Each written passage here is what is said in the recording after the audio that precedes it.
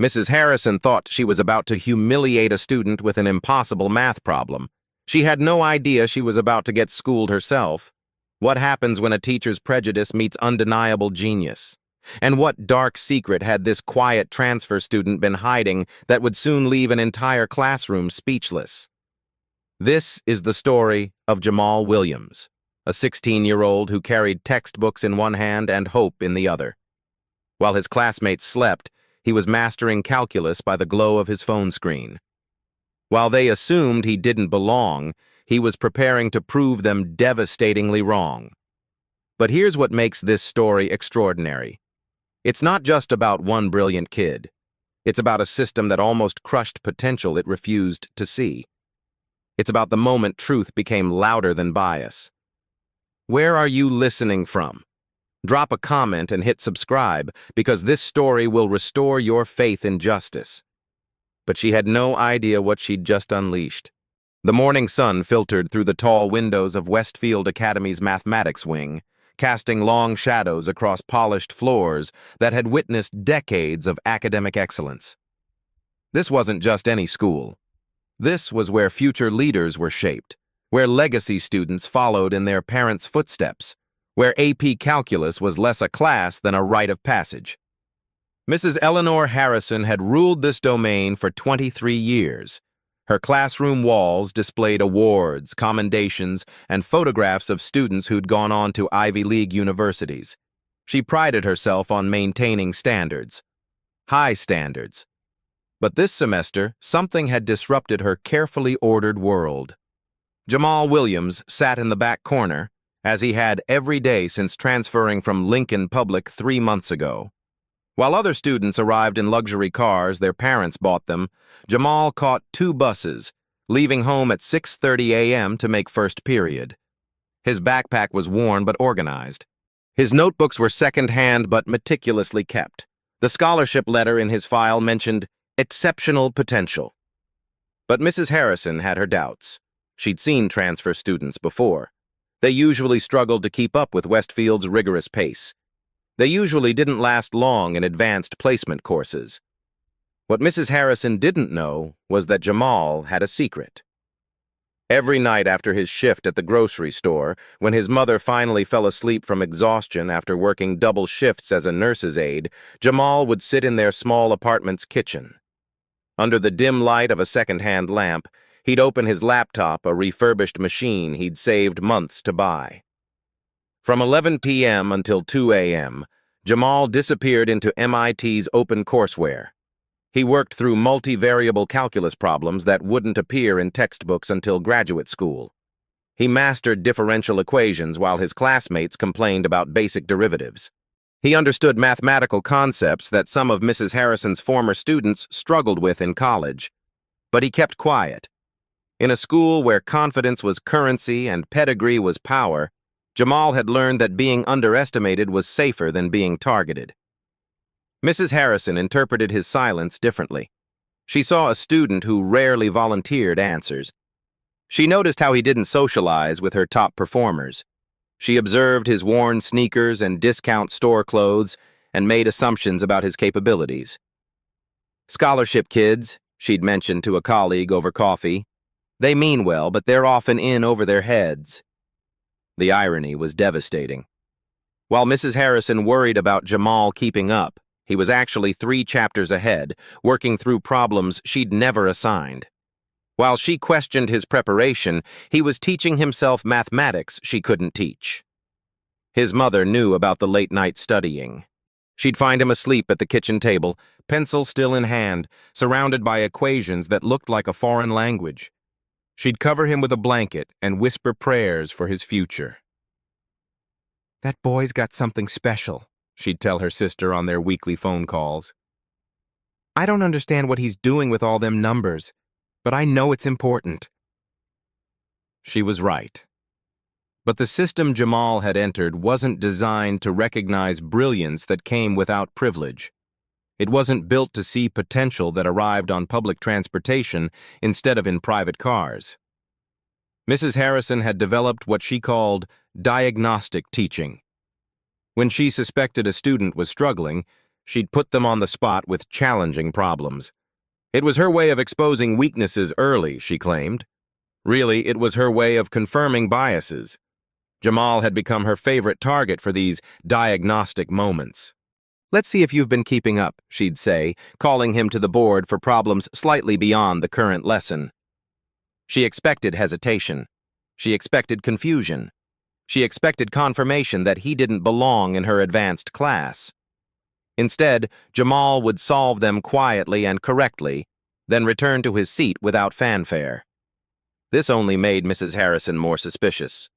Today would be different. Today, she'd prepared something special. A problem so complex, so far beyond high school mathematics, that failure would be inevitable. Not just failure, but public, undeniable, humiliating failure.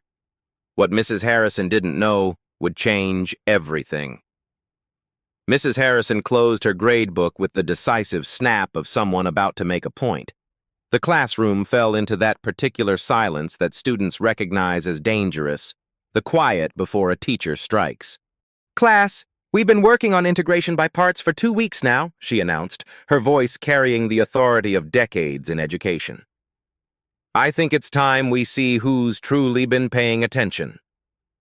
24 pairs of eyes tracked her movement as she walked to her desk and pulled out a manila folder. Inside was a photocopy she'd made the night before, a problem lifted from a graduate-level mathematics textbook her colleague at the state university had shared. "Jamal," she said, her tone deceptively casual, "since you've been so quiet lately, why don't you come up and show us what you've learned?" The request wasn't a request. It was a summons. Jamal felt every gaze in the room shift toward him. Madison Chen, who sat in the front row with her color-coded notes, turned around with barely concealed curiosity. Tyler Bradford, whose father had endowed the school's library, whispered something to his neighbor. Sarah Williams, no relation, despite the shared surname, simply stared. "Just a little problem I've prepared," Mrs. Harrison continued, her smile growing wider as she watched discomfort ripple through Jamal's posture. "Nothing too challenging for someone keeping up with our pace." She placed the paper face down on the board's ledge, like a poker player confident in her hand. "You'll have 15 minutes, she announced to the class. "And since this is about demonstrating understanding, I want you to explain each step as you work. Show us your thinking process." The paper stared up at Jamal as he approached the board. Around him, he could feel the weight of expectation. Not the hopeful kind, but the predatory anticipation of witnessing someone fail spectacularly. Mrs. Harrison had chosen her moment perfectly. It was Friday, just before lunch. If Jamal struggled publicly, he'd have the entire weekend to contemplate his humiliation. More importantly, word would spread through Westfield's gossip networks, confirming what many already suspected: that scholarship students didn't really belong in advanced classes. "Whenever you're ready," Mrs. Harrison said, settling into her chair with the satisfaction of someone about to win an argument. Jamal picked up the paper and read the problem. What he saw made his pulse quicken, not with fear, but with recognition.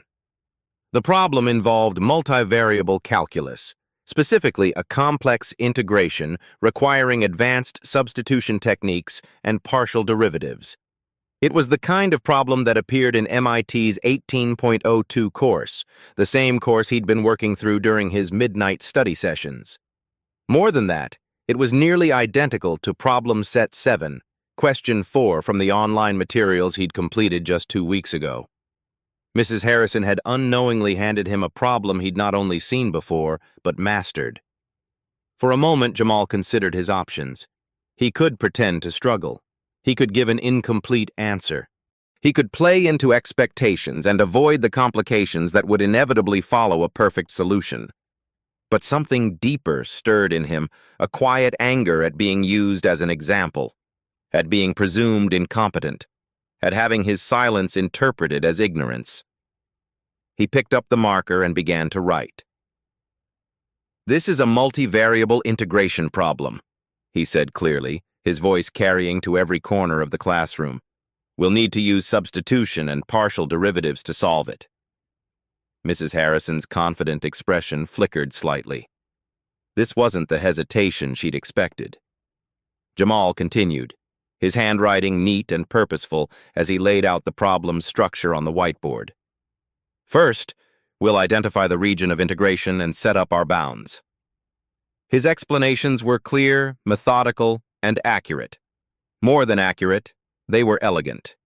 He wasn't just solving the problem, he was teaching it, breaking down complex concepts into understandable steps. The classroom's energy shifted. Students who'd expected entertainment found themselves leaning forward, genuinely interested in the mathematics unfolding before them. Even Tyler Bradford stopped whispering. Now we'll apply the substitution u equals x squared plus y squared, Jamal continued, his confidence growing with each step. This transforms our integral into a more manageable form.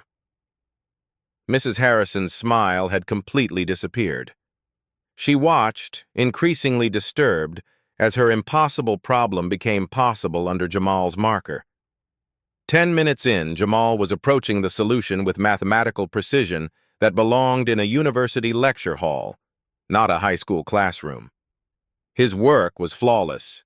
His explanations were clearer than many she'd heard from graduate teaching assistants. And finally, Jamal said, stepping back from the board, we evaluate our definite integral to get our answer, 16p over 3. Silence filled the room like water rushing into a broken dam. Mrs. Harrison stared at the board, her mind racing through possibilities. This couldn't be right. No high school student should be able to solve graduate-level calculus. Not without preparation, not without help. But instead of admitting she was wrong, Mrs. Harrison made an accusation that would change everything.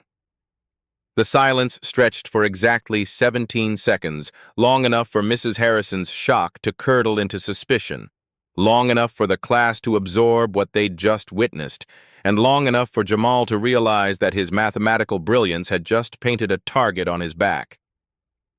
That's... Mrs. Harrison began, then stopped herself. Her eyes darted between the flawless solution on the board and the quiet young man who'd produced it. That's quite remarkable, Jamal. But her tone carried no congratulation. Instead, it held the sharp edge of disbelief. Madison Chen raised her hand tentatively. Mrs. Harrison, I don't think we've covered most of those techniques yet.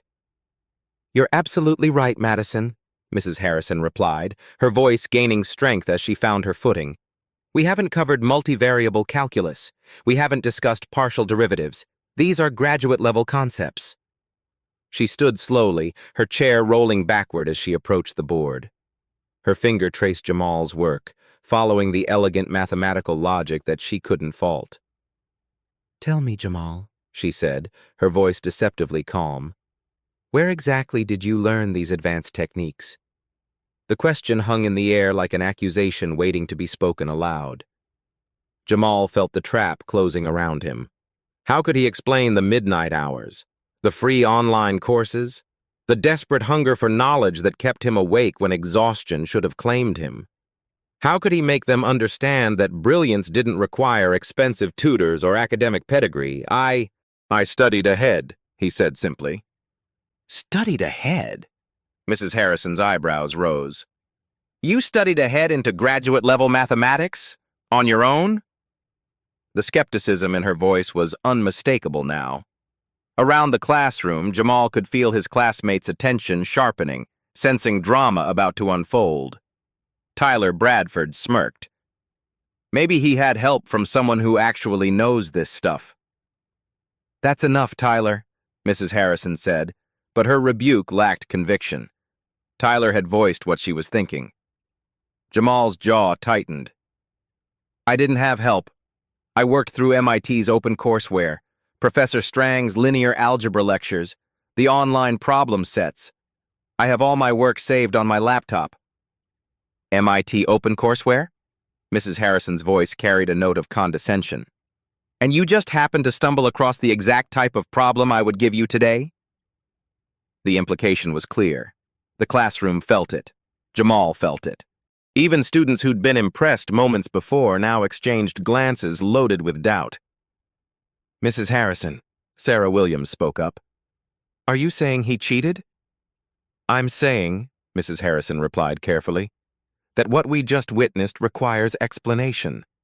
Advanced mathematical concepts don't simply materialize without proper instruction.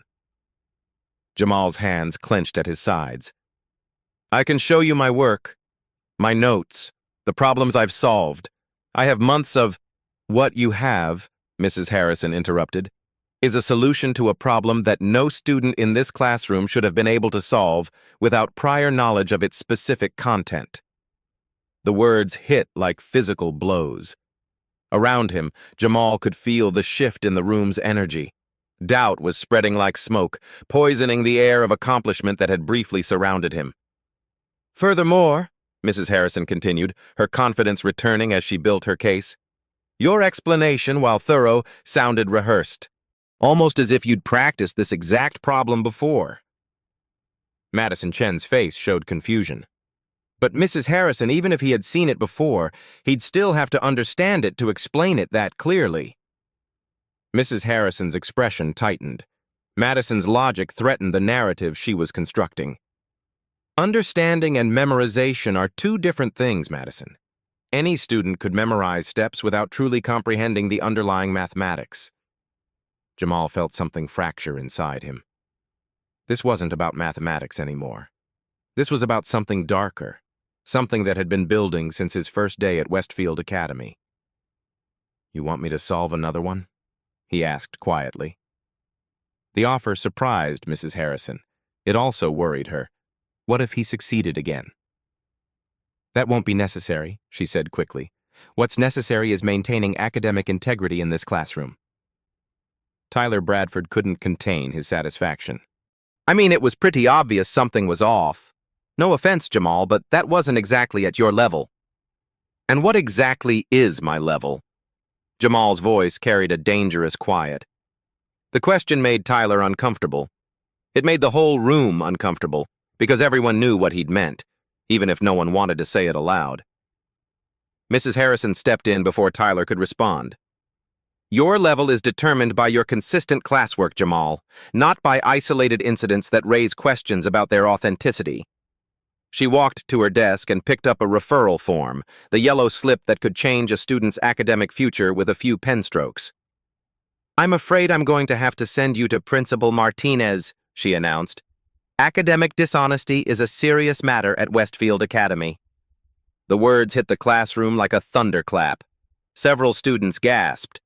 Madison Chen looked stricken. Even Tyler Bradford seemed surprised by the escalation. Jamal stared at the referral form as Mrs. Harrison filled it out with quick, decisive strokes. Each word she wrote was another nail in the coffin of his academic dreams. Mrs. Harrison, he said desperately, I can prove everything I said.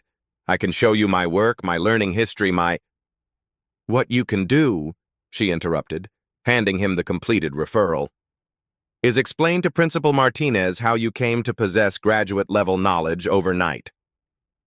As Jamal took the yellow slip, his hands trembling slightly, Mrs. Harrison's voice followed him toward the door. Class, let this be a lesson about the importance of academic honesty. Shortcuts and deception will always be exposed. But as Jamal walked down the empty hallway toward the principal's office, his footsteps echoing off polished floors, he didn't know that someone had been watching the entire exchange. Someone who was about to change everything. Principal Sophia Martinez's office smelled like coffee and disappointment. Behind her mahogany desk hung diplomas from respected universities, awards for educational leadership, and photographs with state officials. This was where futures were decided, where second chances were granted or denied. Jamal sat in the leather chair across from her. The yellow referral form spread between them like evidence at a trial. So, Principal Martinez said, adjusting her reading glasses, Mrs. Harrison believes you may have compromised academic integrity during today's mathematics demonstration. The words felt surreal. 12 hours ago, Jamal had been excited about possibly participating in the state math competition. Now he was facing accusations that could end his scholarship, his future, everything his mother had sacrificed to make possible. "I didn't cheat," he said quietly. "I solved the problem because I knew how to solve it." "That's exactly the issue, Jamal." Principal Martinez leaned forward, her expression sympathetic but firm. According to Mrs. Harrison, the problem required knowledge far beyond our AP calculus curriculum, knowledge that would typically take years of advanced study to acquire. She pulled out a folder, his academic file from Lincoln Public. The records painted a picture of a solid but unremarkable student. B's and occasional A's. No participation in mathematics competitions. No advanced coursework. "Your previous academic record doesn't indicate the level of mathematical sophistication we witnessed today," she continued. "Can you understand Mrs. Harrison's concern?" Jamal felt the walls closing in. How could he explain that grades didn't tell the whole story? That at Lincoln Public, advanced mathematics simply wasn't available? That he'd been teaching himself because the system had never offered him the chance to learn?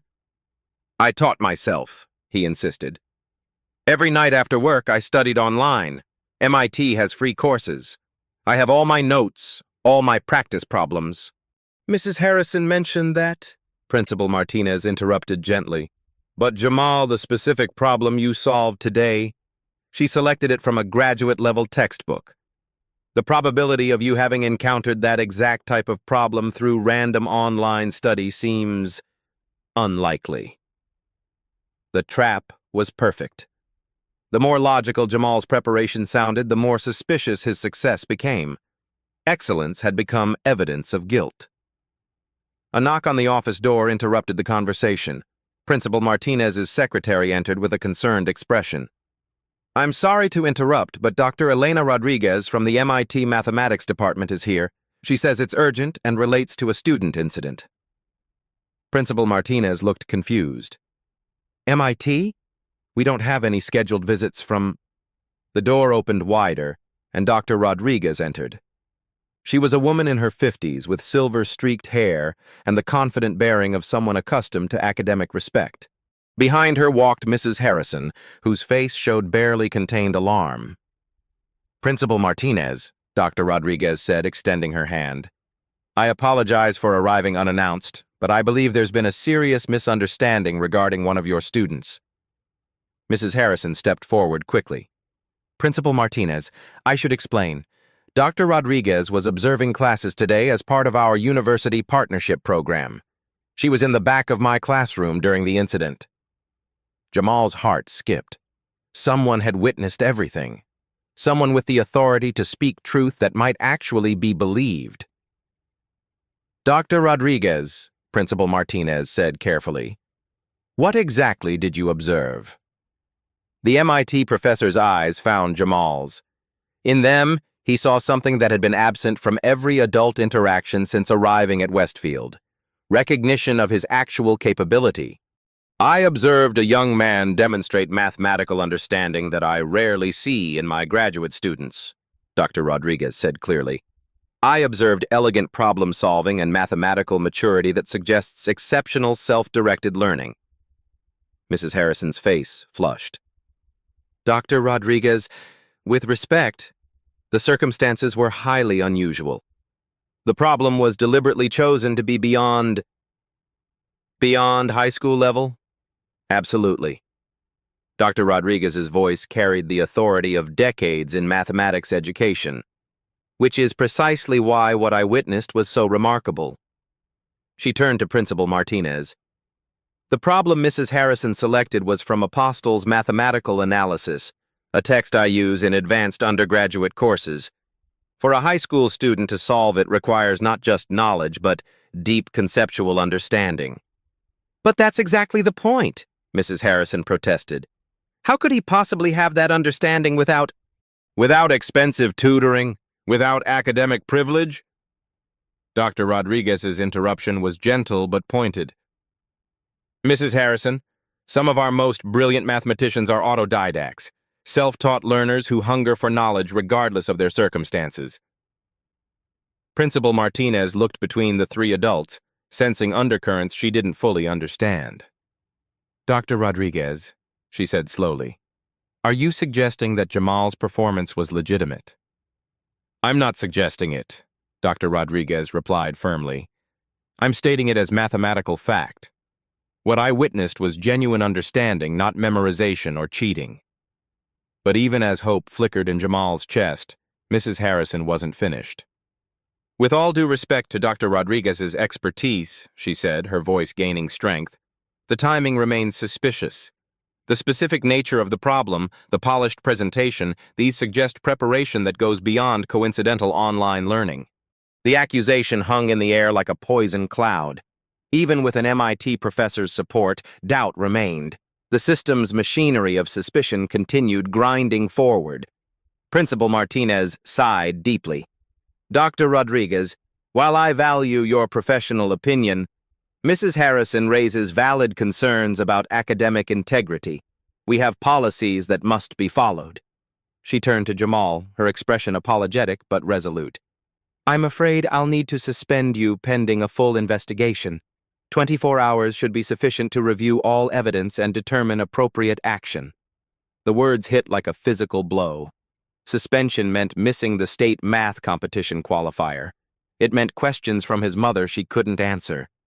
It meant shame that would follow him regardless of the investigation's outcome. But as Jamal walked toward the door, clutching his backpack like a lifeline, Dr. Rodriguez's voice stopped him. "Principal Martinez," she said quietly, "I believe this young man deserves the chance to prove his abilities under controlled conditions. Would you be amenable to an independent assessment?" The door to hope had not yet closed completely. Dr. Rodriguez's suggestion hung in the air like a lifeline thrown to a drowning man. Principal Martinez paused, her hand halfway to the suspension paperwork, while Mrs. Harrison's expression shifted from confidence to alarm. "An independent assessment?" Principal Martinez repeated slowly. "Precisely." Dr. Rodriguez stepped closer to the desk, her academic authority filling the room. "If there are questions about this young man's mathematical abilities, let's answer them definitively. I propose a formal evaluation under controlled conditions." Mrs. Harrison's voice rose with barely contained panic. "Dr. Rodriguez, I appreciate your interest, but our internal procedures—" "Your internal procedures," Dr. Rodriguez interrupted smoothly, "are about to destroy a remarkable mathematical mind based on assumptions rather than evidence. As an educator, I find that unacceptable." She turned to Principal Martinez. "I'm prepared to design and oversee a comprehensive mathematics assessment. 3 problems of varying difficulty, witnessed by multiple parties with no advance notice of content. If Jamal performs as I expect, all questions about his abilities will be definitively answered." Jamal felt his pulse quicken. This was either salvation or a more spectacular form of public failure. Principal Martinez looked between the MIT professor and her veteran teacher. Politics and practicality warred across her features. Mrs. Harrison had tenure, community respect, and decades of experience. But Dr. Rodriguez represented everything Westfield Academy aspired to be: academic excellence, university connections, prestige. "What exactly would this assessment involve?" Principal Martinez asked carefully. Dr. Rodriguez pulled out her phone. "I'll select 3 problems from different areas of advanced mathematics: calculus, linear algebra, and differential equations. Each will require genuine understanding, not memorization. I'll witness the entire process, as will any school officials you designate." "And if he fails?" Mrs. Harrison demanded. "Then your suspicions are confirmed and appropriate action can be taken," Dr. Rodriguez replied evenly. "But if he succeeds, and I believe he will, this young man deserves a formal apology and the academic opportunities his talents warrant." The stakes had just escalated beyond a simple cheating allegation. This was now about the school's reputation, about academic justice, about whether potential would be recognized or destroyed. Mrs. Harrison's face showed the desperation of someone watching control slip away. Principal Martinez, this is highly irregular. We have established protocols for academic misconduct. We also have established commitments to nurturing exceptional students, Principal Martinez interrupted, her decision crystallizing. Dr. Rodriguez, I accept your proposal with conditions. She turned to Jamal. Young man, do you agree to this assessment? Understanding that the results will determine your academic future here? Jamal's mouth felt dry, but his voice came out steady. Yes, ma'am, I agree. Very well. Principal Martinez checked her watch. It's currently 2:15 p.m. Can this assessment be conducted today? Absolutely, Dr. Rodriguez said. I'll need 30 minutes to prepare appropriate problems and gather witnesses. Shall we reconvene at 3:00 p.m. in the mathematics conference room? As the adults made arrangements, Jamal felt the weight of everything his mother had sacrificed pressing down on him. Her double shifts, her belief in his potential, her quiet prayers over his sleeping form, it all led to this moment. Dr. Rodriguez approached him as the others discussed logistics. Jamal, she said quietly, I want you to understand something. What I witnessed in that classroom wasn't luck or memorization. It was mathematical thinking at its finest. Don't let anyone convince you otherwise. Her words carried the authority of someone who'd spent decades recognizing genuine talent. But what if I freeze up? Jamal whispered. What if the pressure? Then you'll work through it, Dr. Rodriguez said firmly. Real mathematicians don't solve every problem perfectly on the first try. They persist, they think, they find solutions even when the path isn't immediately clear. Mrs. Harrison overheard the conversation. Dr. Rodriguez, I hope you're not coaching the student before his assessment.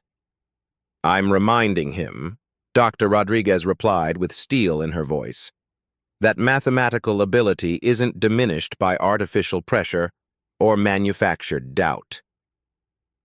The tension between the two educators was palpable. This had become more than an academic dispute.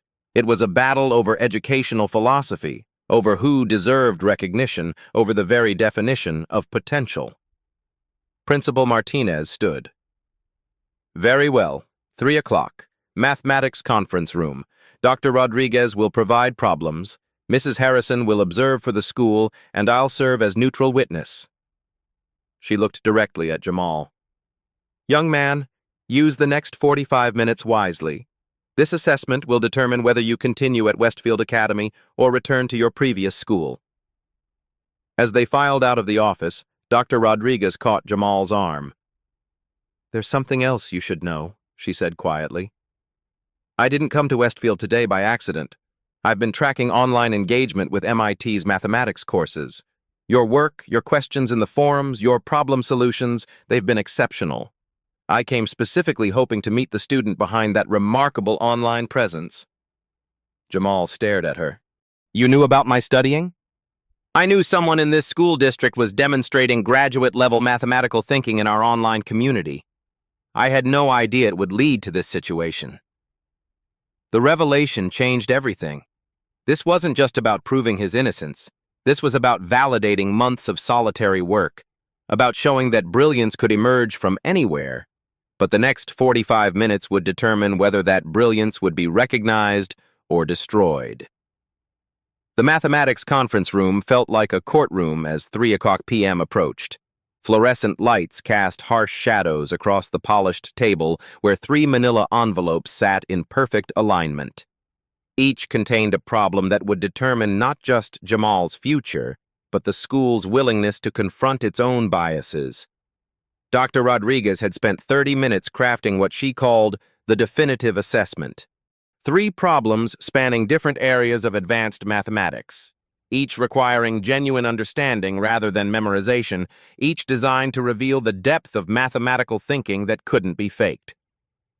Principal Martinez entered first, carrying a legal pad and wearing the expression of someone hoping to avoid a lawsuit. Mrs. Harrison followed, her usual confidence replaced by barely contained anxiety.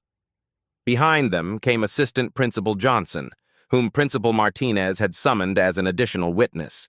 Jamal was already seated at the table, his hands folded, his expression calm despite the storm raging in his chest. 45 minutes of waiting had crystallized his thoughts into sharp focus. This wasn't just about clearing his name. This was about proving that excellence belonged to anyone willing to work for it. "Before we begin," Dr. Rodriguez announced, "I want to establish the parameters. Jamal will have 1 hour to solve 3 problems. He must work in silence, with no resources except pencil and paper. He must show all work and explain his reasoning for each solution." She looked around the room. "If he solves all 3 correctly with clear explanations, I trust everyone will agree that questions about his mathematical abilities have been definitively answered." Mrs. Harrison shifted uncomfortably. "And if he struggles?" "Then you'll have your vindication," Dr. Rodriguez replied evenly. The first envelope contained a multivariable calculus problem involving optimization with constraints, the kind of challenge that separated students who truly understood Lagrange multipliers from those who merely memorized formulas. Jamal read it twice, his mind automatically organizing the solution pathway. He began writing, his explanations clear and methodical. "We need to minimize this function with 2 variables subject to the given constraint," he wrote, his voice steady and confident. "Using Lagrange multipliers, we set up the system of equations that will give us our critical points." Mrs. Harrison watched over his shoulder, her expression growing more troubled with each correct step. This wasn't hesitation or guesswork. This was confident, systematic problem-solving at an advanced level. 15 minutes later, Jamal moved to the second envelope. Inside was a linear algebra problem requiring eigenvalue decomposition of a 3x3 matrix, a concept that challenged even strong undergraduate students.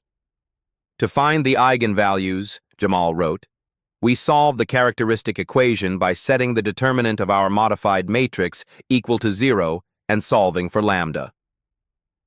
His work flowed across the page with the rhythm of genuine understanding. No false starts, no erased mistakes, just clean, purposeful mathematics that demonstrated mastery earned through countless midnight hours. Dr. Rodriguez caught Principal Martinez's eye and nodded slightly. She'd seen enough to confirm what she already knew, but the third problem would remove any remaining doubt. The final envelope contained what Dr. Rodriguez privately called the killer question, a differential equation with boundary conditions that required both technical skill and mathematical intuition. Jamal opened it and paused. For the first time, uncertainty flickered across his features. Mrs. Harrison leaned forward, hope rising in her chest. Perhaps this would finally expose the fraud she was certain existed. But Jamal's pause wasn't confusion, it was recognition. This was a problem from section 4.3 of the differential equations text he'd been working through. Not identical to anything he'd solved, but similar enough that the solution approach was clear. "This is a second-order linear differential equation with non-constant coefficients," he began writing.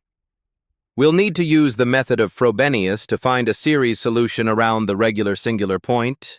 Mrs. Harrison's face went pale.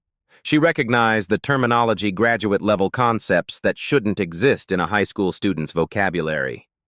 Jamal worked steadily, his explanations becoming more detailed as he warmed to the problem. He wasn't just solving equations, he was teaching the mathematics, breaking down complex concepts into understandable steps. "The boundary conditions give us a system that determines our coefficients," he continued. "Solving this system yields the unique solution that satisfies both the differential equation and the specified conditions." When he finished, exactly 53 minutes had elapsed. 3 problems, 3 complete solutions, 3 demonstrations of mathematical understanding that belonged in a university setting. Dr. Rodriguez examined his work with the careful attention of someone whose reputation rested on accurate assessment. She checked calculations, verified logical steps, and evaluated the clarity of explanations. The silence stretched for 3 full minutes. Finally, she looked up. "These solutions are not just correct, they're exemplary. The explanations show deep conceptual understanding. The work demonstrates mathematical maturity I rarely see in my graduate students. She turned to Mrs. Harrison. Do you have any questions about the validity of these solutions? Mrs. Harrison stared at the papers spread across the table. The evidence was undeniable. 3 advanced problems, 3 flawless solutions, all completed under controlled conditions with multiple witnesses. She began, then stopped. The accusation she'd built her case on had just crumbled into dust. Principal Martinez stepped forward. Dr. Rodriguez, in your professional opinion, could these results have been achieved through memorization or cheating? Absolutely not, Dr. Rodriguez replied firmly.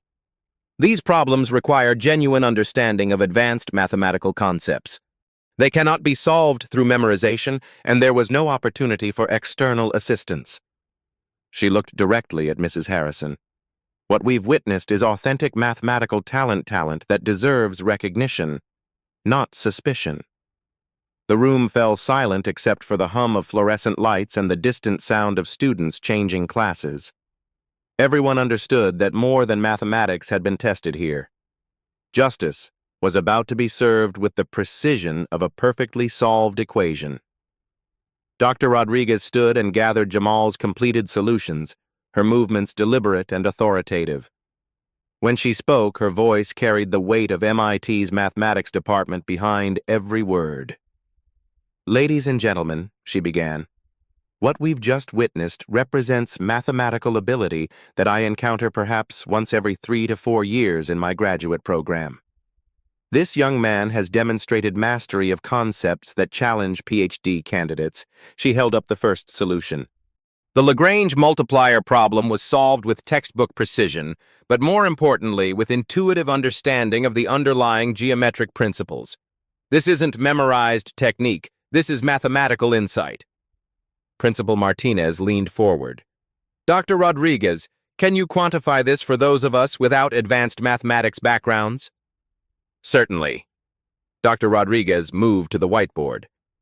Imagine asking a high school literature student to analyze Shakespeare at the level of a doctoral thesis. That's the equivalent of what Jamal just accomplished in mathematics. Mrs. Harrison found her voice, though it came out strained. But surely with enough online study doesn't create this level of understanding, Dr. Rodriguez interrupted, her tone growing sharper. I've reviewed thousands of student solutions over 2 decades. I can distinguish between memorized procedures and genuine comprehension. What Jamal demonstrated is the latter. She picked up the second solution. The eigenvalue decomposition required not just technical skill, but conceptual understanding of linear transformations. He explained why each step was necessary, not just how to execute it. That distinction separates mathematicians from calculators. Assistant Principal Johnson, who'd remained silent throughout the assessment, finally spoke. Dr. Rodriguez, what would you estimate is the probability that a student could fake this level of understanding? 0, she replied without hesitation. Mathematical understanding cannot be faked any more than musical talent can be mimicked. Either you comprehend the deep structures or you don't. Jamal clearly does. Dr. Rodriguez turned to face Mrs. Harrison directly. Which brings us to the fundamental question. How did a teacher with 23 years of experience fail to recognize genuine mathematical talent when it was sitting in her classroom? The question hung in the air like an indictment. Mrs. Harrison's face flushed red, but she had no answer that wouldn't expose the assumptions that had guided her judgment. Furthermore, Dr. Rodriguez continued, I must address the broader implications of what nearly occurred here. Had this assessment not taken place, Westfield Academy would have destroyed the academic future of one of the most promising young mathematicians I've encountered. Principal Martinez shifted uncomfortably. The conversation was moving beyond individual blame toward systemic critique. Dr. Rodriguez, she said carefully, what would you recommend moving forward? First, immediate reinstatement with a formal apology. Second, acceleration into truly challenging coursework. This young man should be taking university-level mathematics. Third, examination of how other potentially exceptional students might be overlooked by similar assumptions. The final word carried particular weight. Everyone understood what assumptions she meant. Mrs. Harrison finally found her voice. "Dr. Rodriguez, I was simply following established protocols for academic integrity." "No," Dr. Rodriguez cut her off firmly. "You were following established prejudices. There's a difference between protecting academic standards and refusing to recognize excellence that doesn't fit predetermined expectations."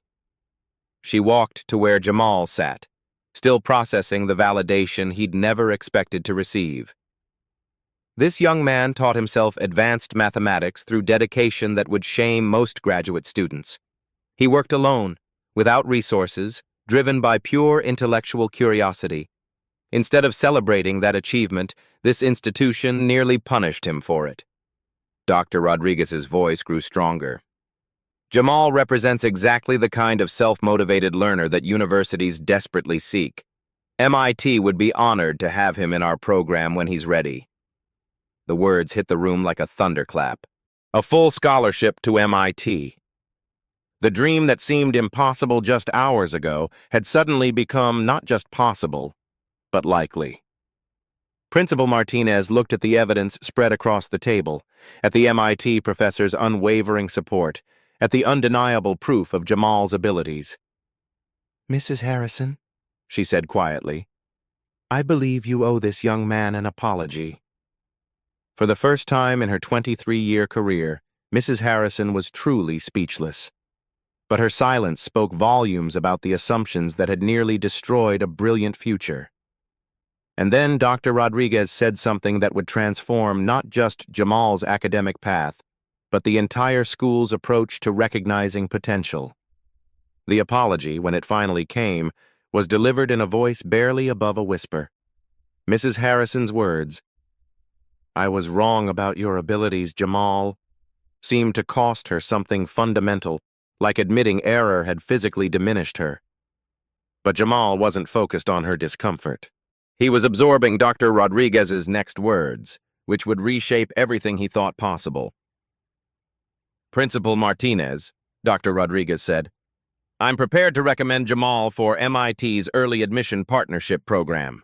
Full scholarship, immediate placement in advanced coursework, with mentorship support to ensure his success." The room went silent. Even Assistant Principal Johnson, who'd seen decades of academic drama, looked stunned. "However," Dr. Rodriguez continued, "before we discuss Jamal's future, we need to address Westfield Academy's present. How many other exceptional students are being overlooked because they don't fit traditional profiles of academic success?" Principal Martinez felt the weight of implication. "Dr. Rodriguez, what are you suggesting?" "I'm suggesting systematic change. Anonymous mathematical assessments for all students interested in advanced placement. Evaluation based purely on demonstrated ability, not previous grades or teacher recommendations." She gestured toward Jamal. This young man's transcript from Lincoln Public showed B's and C's.